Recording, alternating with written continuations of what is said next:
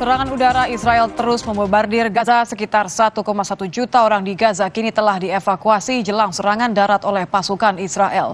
Dari wilayah Israel Selatan tampak gumpalan asap hitam membumbung di atas kota Gaza Sabtu waktu setempat.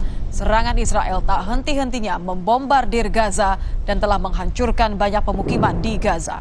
Kementerian Kesehatan Gaza menyebut lebih dari 2.200 orang tewas di Gaza akibat serangan Israel, termasuk 724 anak dan 458 perempuan.